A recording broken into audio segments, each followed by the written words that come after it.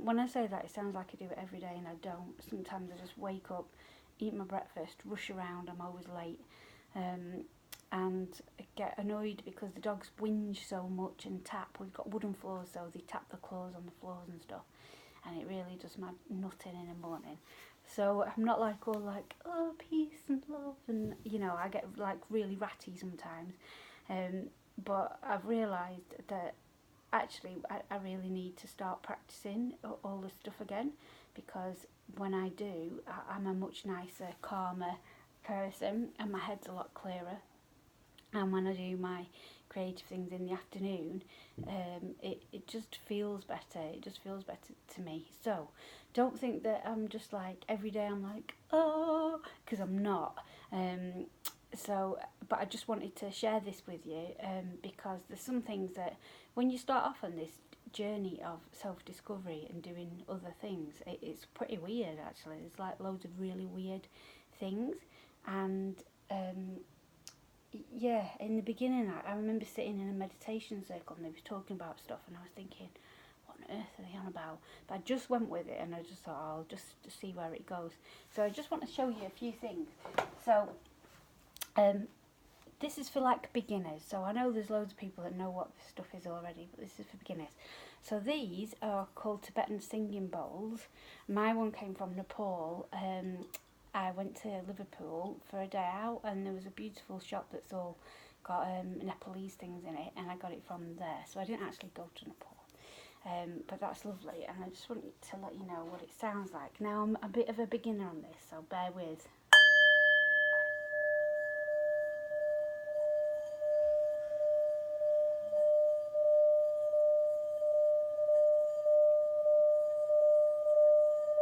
The sound increases and gets higher and higher, and each different bowl makes a different sound. See that kind of rough kind of sound? It shouldn't do that, so that's why I'm saying I'm just practicing. It's quite difficult, but it's beautiful, and it puts really nice vibrations through your body. And then the next thing is, this is a smudge stick, a sage smudge stick. So sage is really good at cleansing and getting rid of negative energy. So what you do is you light the end of it, and then you can smudge yourself. You might have seen like memes saying go smudge yourself, which is quite funny. And if you get anything second hand from the second hand shop, you should smudge it to get rid of anybody else's energy out of that. You can smudge your house. If somebody's been to your house that you don't really like the energy of, or they're quite a negative person, you can do that. So I grow my own sage, and I make my own sage smudge sticks, and I might do a little video when I've got some more that's dried to show you. This one's got rosemary, and that's why the end of it's green, so rosemary is for protection. And I've also made them with rose petals in for love, or lavender for calming. If you're going to buy them, white sage is getting in the endangered list, and so is Palo Santo. So in the Western world, I think we just disregard all that kind of stuff because it's just like cool to have all these things. But actually, if you're going to buy any, then you need to support Native American people that actually do this for. This is what part of their living is and their culture, and it's really important for cultural appropriation to buy off the people that actually are indigenous to making these things. So this is why I make my own now. I just grow sage in the garden, not white sage, just normal sage. I just grow it in the garden. Or if I do want to get some white sage, then I will seek out on Etsy a Native American seller of it, because it's really important that when we take on all these other different things of different cultures, that we actually realise how important it is to be quite sensitive to where these traditions came from and everything. Like, I'm so multi-passionate and multi-spiritual that I like bits of stuff from all different kinds of cultures and religions and things like that. But at the same time, I don't want to be disrespectful either. So that's sage and that's smudging. And then I've got these wonderful cards. These are oracle cards. If you follow me on social media, you'll see that I've made my own set of oracle cards, which are available on my website.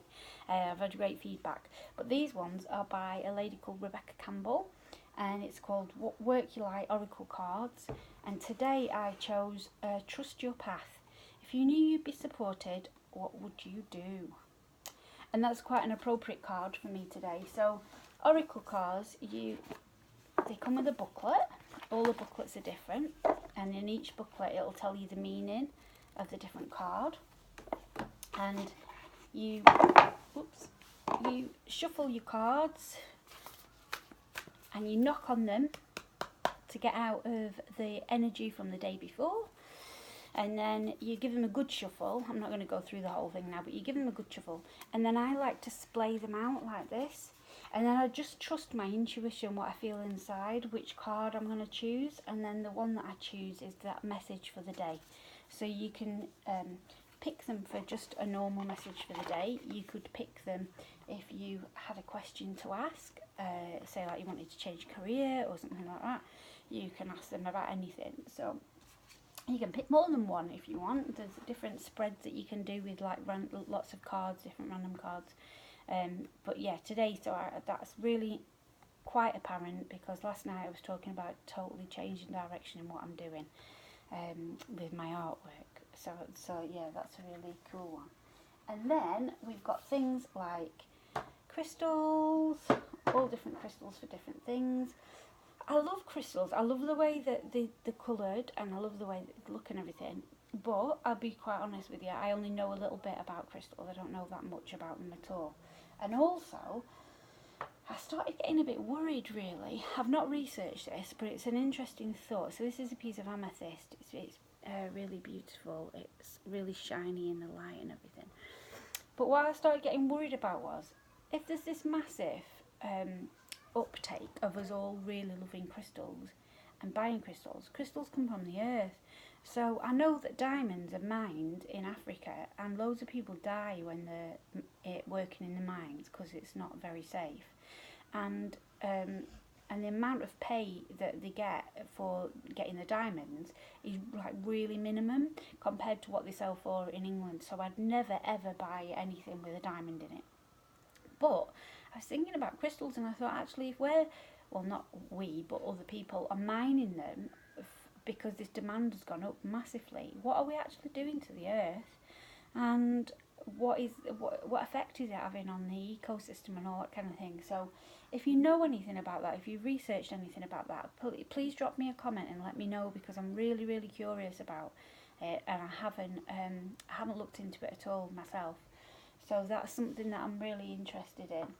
And then I've just got a few things on my altar. So this is this is an altar, and an altar just means a little sacred space where you have things that you love and things that you collect and stuff that's got meaning to you, and it's just a place to come and be for a certain amount of time. It could be like 5 minutes, it could be half an hour or whatever, and you can just check in and just breathe and just be like, oh, and be really grateful. I'm so grateful for everything as well. That's really important. So on my altar, I've got these beautiful cards. These are moon cards, so it's a new moon today, so this is why I've got the new moon card out.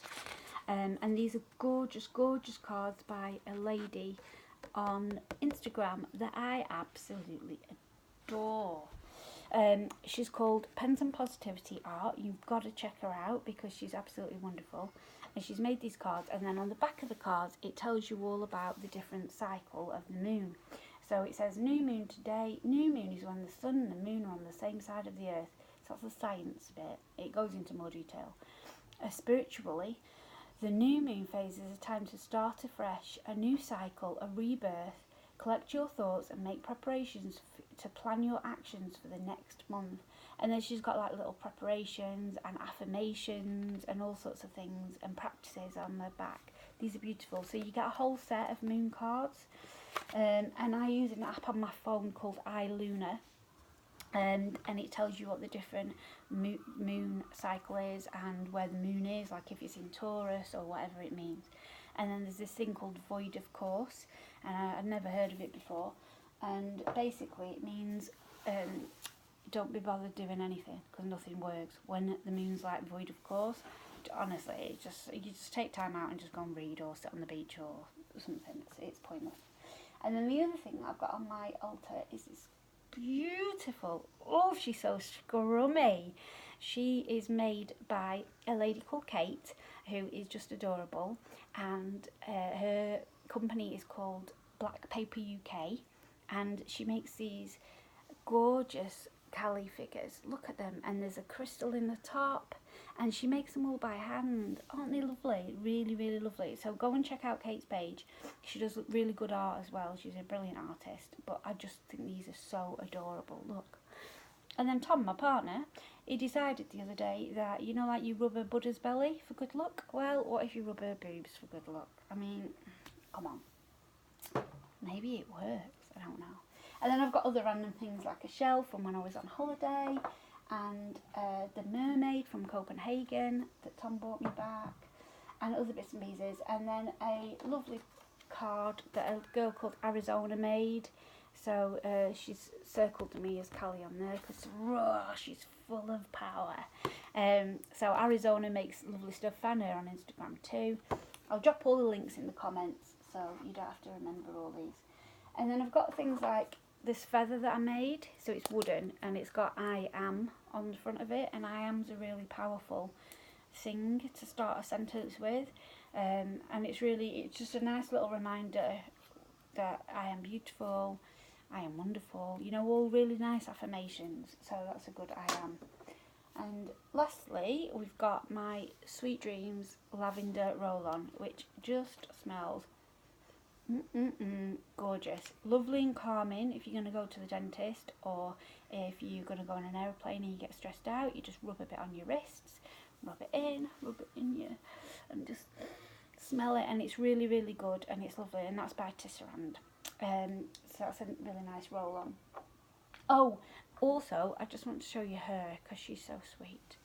So my beautiful friend Mary Moonchild made these, and they're absolutely adorable, and she made really big plaques, but there's only like a few left. It's like a limited edition, so I was really pleased that I got this. She gifted it to me, so it's really, really lovely. I'm hoping she'll make some more, because I think if demand's high enough, she might do. So, and I've got aloe vera and some sandalwood powder and all sorts of bits and pieces. So basically what I do is I've got an app on my phone. It's just a Spotify app actually. I've got a nature music app as well, and I've got a playlist on there, and I just put chanting music on, and I use these beads. These are called mala beads, and there's 108 of them. And you don't use your thumb. You don't use your index finger. I had to look when what I was doing. You don't use your index finger because it's your powerful finger.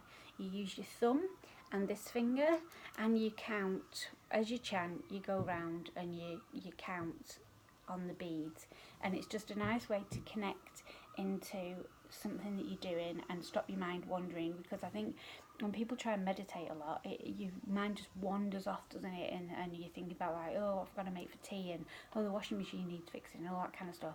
But so this is just a good way to check in and count. So you do that all the way round. But if you want it to carry on, there's this little bit in the middle, so you don't go across like that.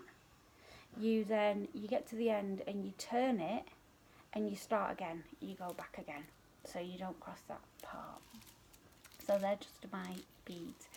And that's it. I hope that's kind of been a little bit helpful. I just remember what it was like when I started out on my spiritual journey, and I didn't have a clue what was going on with anything, really. So I know that's quite simple, and I've simplified it quite a lot, and there's loads more. So my thing is, just if you've heard of anything that you're quite interested in, just do lots of research. There's loads of great books, and there's loads of good internet sites as well. Just do loads of research and figure out what you're kind of into. You don't have to have everything. You don't have to go out and spend a fortune and be like, oh, I've got to do that. Your altar's a place that builds up over time, and you just put in on it things that you like, and you change it every now and again. You give it a nice little clean, and you change it up and things like that. So Everybody's is different. It's unique to you.